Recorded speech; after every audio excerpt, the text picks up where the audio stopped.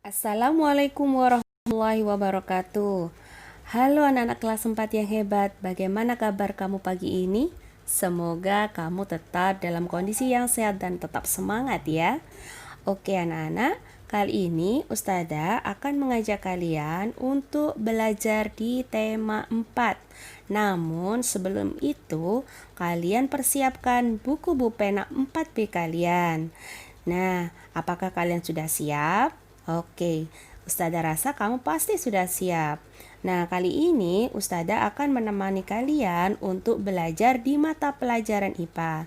Materi kita kali ini yaitu adalah tentang pentingnya upaya keseimbangan dan pelestarian sumber daya alam di lingkungan.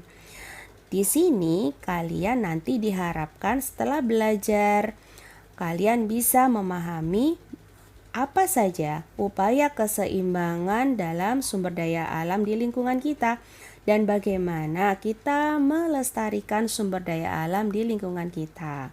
Seperti itu. Nah, coba kalian dengarkan dan perhatikan baik-baik ya. Nah, apakah kalian tahu apakah tumbuhan ini? Ya, betul sekali. Ini adalah tumbuhan bakau. Nah, pohon bakau itu memiliki banyak manfaat terutama untuk keseimbangan alam. Apa saja manfaat pohon bakau?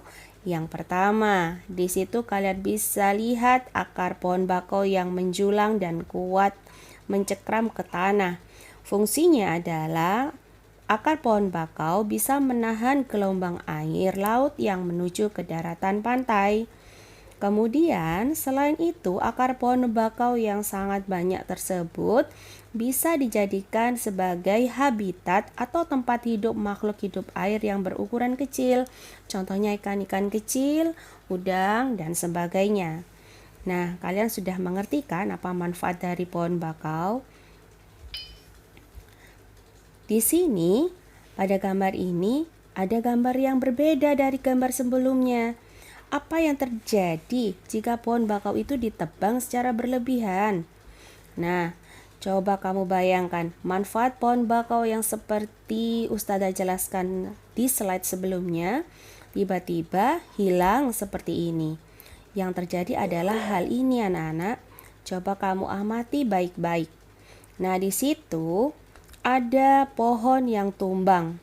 Pohon-pohon ini di pesisir pantai tumbang begitu saja karena tanah yang ada di bawahnya longsor. Begitu juga dengan gambar yang ada di sebelah kanan. Kalian bisa menyaksikannya. Di situ ada jalanan yang rusak. Nah, jalanan-jalanan ini kan dibangun di atas daratan di pesisir pantai. Namun karena dia langsung berbatasan dengan pantai, otomatis ini akan membuat daratan-daratan itu ketika terkena gelombang air laut langsung turun atau yang disebut sebagai longsor. Nah, peristiwa ini atau peristiwa terkikisnya tanah atau daratan oleh gelombang air laut itu disebut sebagai abrasi.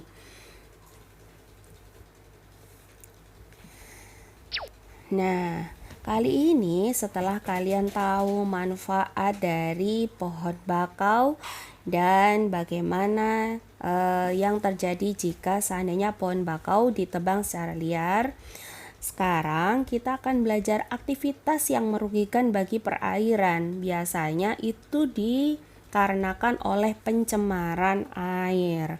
Nah, aktivitas apa saja pencemaran apa saja yang bisa kita temui di sekeliling kita? Yang pertama, aktivitas pertama adalah membuang limbah deterjen cuci pakaian dan pestisida yang terbawa aliran air di sawah. Dan ini mengakibatkan eutrofikasi di sungai. Eutrofikasi itu adalah pencemaran air yang disebabkan oleh munculnya nutrien atau zat baru yang berlebihan ke dalam ekosistem air. Jadi, ketika terjadi seperti ini, biasanya air yang sudah tercemar akan berubah warna, yaitu menjadi lebih gelap dan berbau, lebih menyengat. Biasanya di sini proses eutrofifikasi itu akan ada tanda di mana munculnya tanaman baru yang bisa hanya muncul pada zat-zat yang terlalu berlebihan, yaitu seperti enceng gondok. Nah, aktivitas yang kedua adalah membuang limbah cair industri dan sampah ke sungai atau laut. Kemudian, di aktivitas ketiga yaitu menangkap ikan dengan menggunakan racun, bahan peledak, atau pukat harimau. Nah, pukat harimau itu adalah bukan jaring nelayan yang seperti biasa, namun pukat harimau adalah jaring nelayan yang ukurannya kecil-kecil sekali, sehingga ketika nelayan tersebut mengambil ikan di laut, otomatis ikan-ikan kecil juga ikut terjaring, seperti itu. Kemudian aktivitas keempat yaitu tumpahan minyak dari kilang minyak di laut. Nah, dari keempat aktivitas ini itu bisa merugikan bagi perairan kita dan begitu membahayakan bagi makhluk hidup yang ada di dalam air.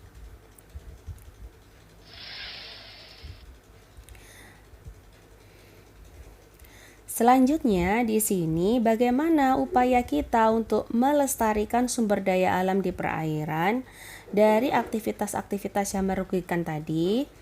Nah, upaya yang pertama yang bisa kita lakukan adalah membuang sampah di tempat sampah, bukan di sungai atau di perairan lainnya. Jadi, kalian mulailah dari sekarang untuk yang terbiasa membuang sampah di sungai atau perairan, beralihlah untuk membuang sampah di tempat sampah ya.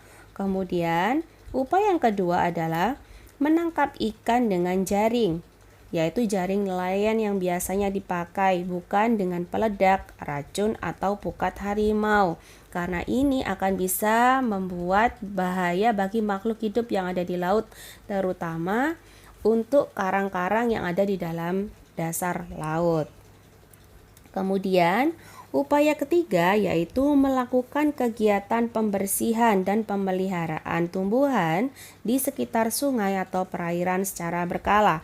Jadi, kalau kalian memiliki rumah yang ada di sekitar sungai atau di perairan, bisa jadi kamu melakukan kegiatan bersih-bersih yang secara rutin kamu lakukan.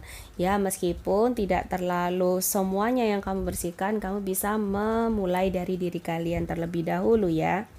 Kemudian upaya keempat yaitu melakukan pemeliharaan hewan laut yang dilindungi dan tidak mengambil dan merusak terumbu karang. Nah, upaya ini yang terakhir yaitu adalah upaya yang bisa digunakan untuk melestarikan baik itu makhluk hidup juga untuk keseimbangan di sekeliling kita. Selanjutnya, ada beberapa contoh usaha pelestarian sumber daya alam di sekeliling kita. Kita bisa lihat atau kita bisa mulai dari biasa yang kita ambil dari sana, yaitu di hutan. Apa yang bisa kita lakukan ketika kita di hutan? Nah, melakukan reboisasi atau penanaman kembali pada hutan gundul. Artinya di sini ketika kita ada suatu aktivitas yang bisa digunakan untuk memulihkan kondisi yang buruk atau hutan yang sudah banyak ditebangi, maka disebut hutan gundul ya, tidak ada pohonnya, maka kita bisa mengikuti aktivitas reboisasi atau menerapkan sistem tebang pilih tanaman. Jadi selain kita melakukan reboisasi, kita juga bisa saat memakai hasil dari hutan itu kita bisa memilih terlebih dahulu mana pohon yang sudah layak untuk ditebang atau pohon yang sudah tua, begitu ya anak-anak. Kemudian usaha pelestarian sumber daya alam yang berikutnya adalah di sungai atau di perairan, yaitu kita bisa melakukan pembuatan tambak di aliran sungai atau perairan untuk berbagai jenis hewan seperti udang atau ikan. Nah, makanya biasanya kalian menemukan di daerah pesisir atau di daerah di pinggir sungai itu ada berbagai macam tambak-tambak ikan atau udang. Nah, ini adalah salah satu cara masyarakat setempat untuk melestarikan sumber daya alam di sekelilingnya. Dan yang terakhir adalah bagi SDA yang tidak terbatas atau bagi sumber daya alam yang tidak terbatas. Di situ kamu bisa melihat ada gambar matahari, angin, dan air. Di sini apa yang bisa kita lakukan untuk sumber daya alam yang tidak terbatas? Nah, kamu bisa meningkatkan penggunaan sumber daya alam yang tidak terbatas tersebut untuk kegiatan sehari-hari atau menggantikan dari sumber daya alam yang tidak bisa diperbarui. Jadi contohnya biasanya kalau kita untuk membuat perahu bisa berlayar, yaitu dengan solar atau sebagainya, kita bisa menggunakan kekuatan angin untuk mendorong perahu itu untuk berlayar dan sebagainya, berbagai macam banyak contoh ya. Selanjutnya, di sini ada dampak pemanfaatan teknologi terhadap keseimbangan alam. Dampak pemanfaatan teknologi terhadap keseimbangan alam adalah ada positif dan ada juga yang negatif. Dampak positifnya adalah yaitu mampu membantu dan meringankan pekerjaan manusia. Jadi sebetulnya teknologi itu bisa digunakan untuk meringankan pekerjaan manusia. Contohnya apa? Di sini Ustazah ambil contoh penggunaan GPS ya, atau GPS yang sering kita baca ya. Apa GPS itu? GPS adalah singkatan dari Global Positioning System ya. Ustazah ulang lagi ya, Global Positioning System. Ustazah menjelaskan di sini adalah GPS itu digunakan untuk melacak keberadaan benda di dalam laut. Nah, untuk melacak keberadaan benda di dasar laut. Nah, kali ini jika nelayan bisa menggunakan GPS, maka bisa digunakan untuk melacak keberadaan ikan, seperti itu. Nah, selain ada dampak positif, ada juga dampak negatif. Apa dampak negatifnya ya? Kita perhatikan. Dampak negatifnya adalah merusak keseimbangan sumber daya alam yang ada di sekitar kita. Contohnya apa? Di sini contohnya adalah penggunaan bom ikan. Nah, penggunaan bom ikan dan pukat harimau. Bom ikan itu adalah teknologi. Pukat harimau juga teknologi terbaru, yaitu perkembangan dari jaring nelayan yang biasanya. Namun di sini digunakan untuk hal yang tidak baik. Nah, kenapa kok tidak baik? Karena ketika nelayan menggunakan bom ikan atau pukat harimau, bisa jadi memang dia akan mendapatkan hasil tangkapannya mungkin lebih banyak. Namun nelayan tersebut tidak mengetahui bahwa di dasar laut itu ada terumbu-terumbu karang yang digunakan untuk tempat bertelurnya ikan-ikan. Nah, kalau seandainya nelayan tadi menggunakan bom ikan dan pukat harimau, maka pukat-pukat harimau tadi yang ukurannya jaringnya kecil-kecil bisa jadi menyangkut ke terumbu-terumbu karang. Nah, itu bisa membuat terumbu-terumbu karang tadi rusak. Padahal untuk pembentukan terumbu karang itu membutuhkan waktu yang sangat lama sekali. Seperti itu ya anak-anak.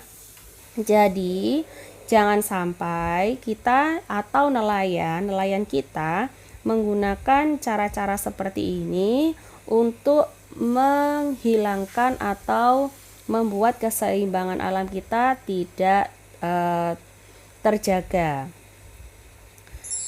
Nah, selanjutnya apa usaha atau upaya yang bisa dilakukan oleh para nelayan untuk bisa menjaga keseimbangan alam?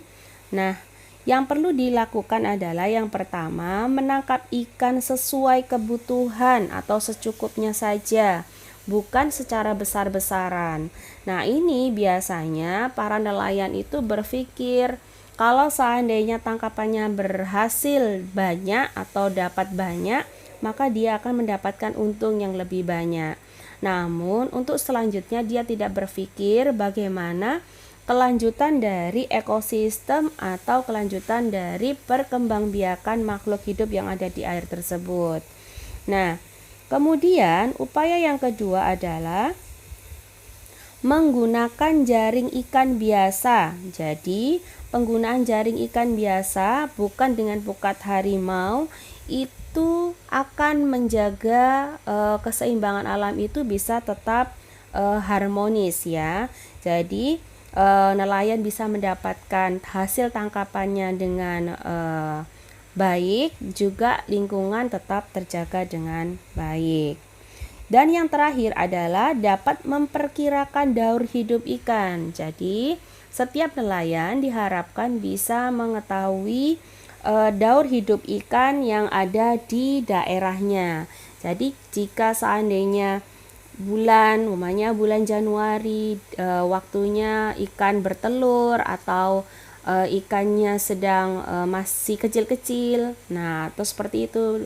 Jadi nelayan harus mengetahui bagaimana daur hidup ikan tersebut. Nah, di situ kamu juga bisa melihat yang gambar atas itu adalah nelayan biasa atau nelayan tradisional, di mana dia hanya menggunakan jaring biasa. Namun di bawah itu adalah nelayan modern yang sudah menggunakan GPS atau yang disebut tadi apa? Iya, Global Positioning System.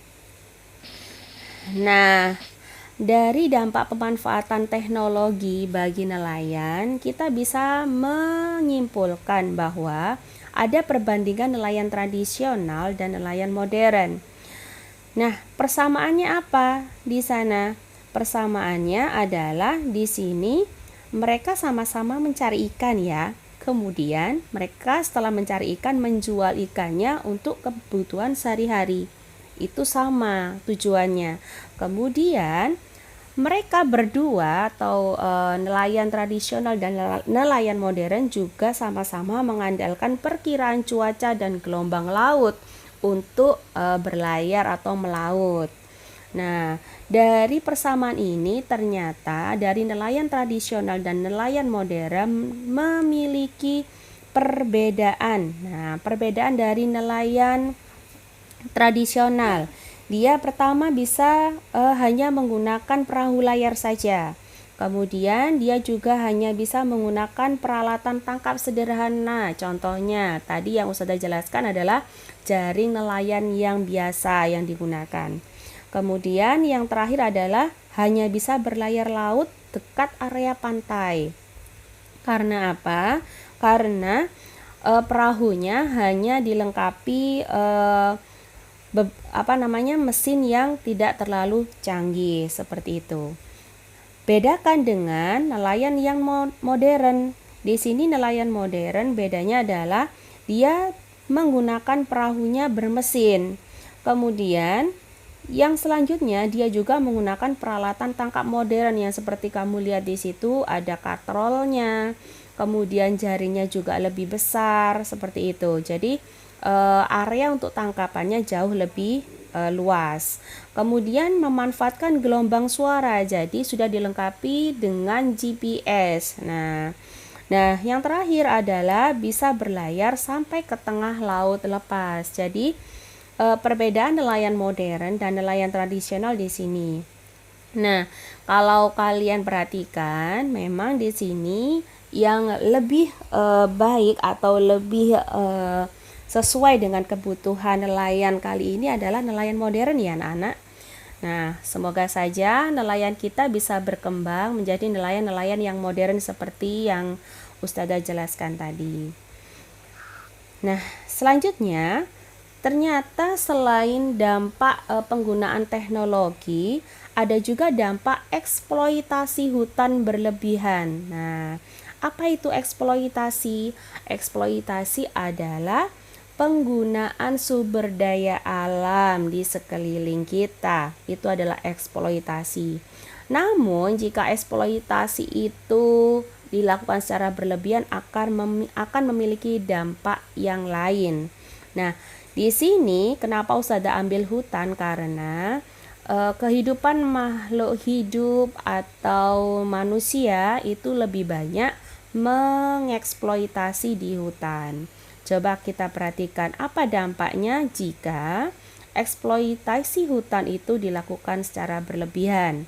Yang pertama, dampak pertama adalah berkurangnya ketersediaan oksigen. Jadi, jika terlalu banyak menebang kayu di hutan, ini otomatis akan mengurangi jumlah pohon yang ada di hutan. Otomatis kamu tahu sendiri, hutan adalah penghasil oksigen terbesar di bumi. Nah, kamu bisa bayangkan jika itu semua ditebang, maka otomatis akan berkurang oksigennya. Kemudian yang kedua adalah meningkatnya suhu permukaan bumi menjadi lebih panas. Karena tadi akibatnya kurang oksigen, otomatis pohon-pohon tadi tidak bisa menghasilkan oksigen yang lebih banyak daripada sebelumnya. Akibatnya ketika ada matahari, otomatis terjadi yang namanya peningkatan suhu. Nah, sehingga disebut sebagai global warming. Dampak yang ketiga yaitu rawan terjadi bencana alam. Nah, di sini ketika pohon-pohon di hutan itu ditebangi, maka tidak akan ada akar-akar yang menahan air yang pada saat turun hujan itu langsung turun ke dataran rendah. Nah, biasanya hutan itu akan ada di daerah dataran-dataran tinggi kan.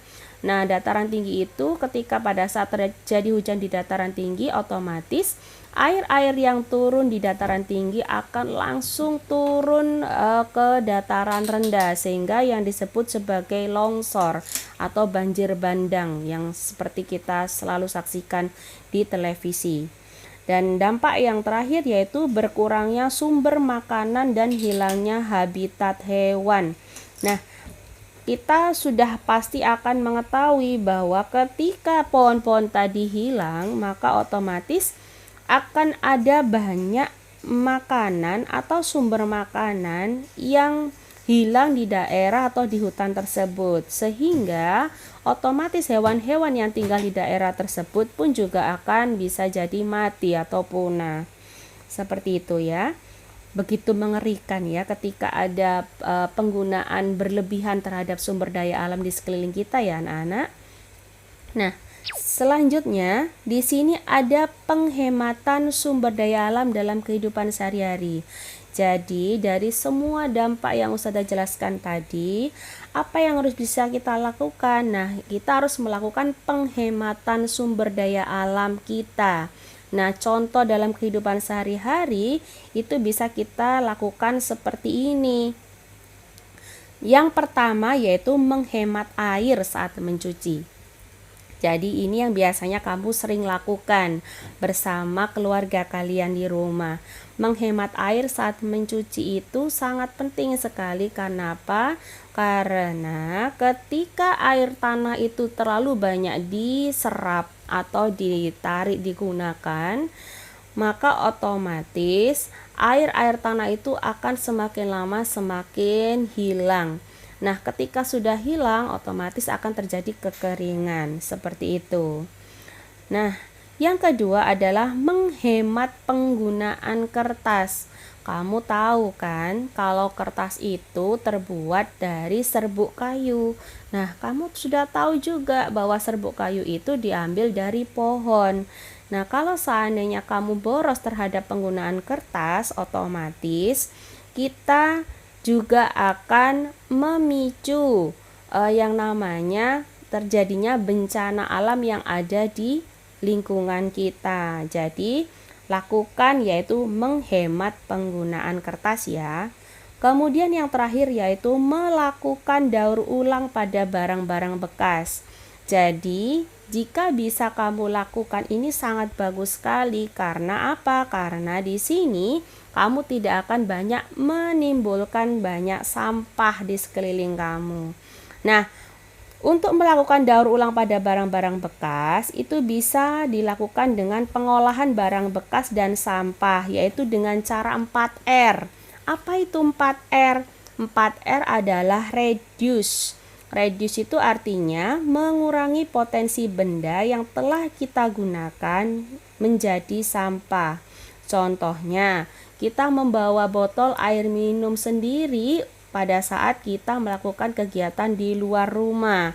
Jadi kita tidak selalu beli botol minuman kemasan. Nah, ini adalah salah satu cara untuk mengurangi yang namanya potensi benda yang jadi sampah ya. Kemudian replace. Nah, replace itu artinya mengganti benda yang biasa digunakan dengan benda yang ramah lingkungan.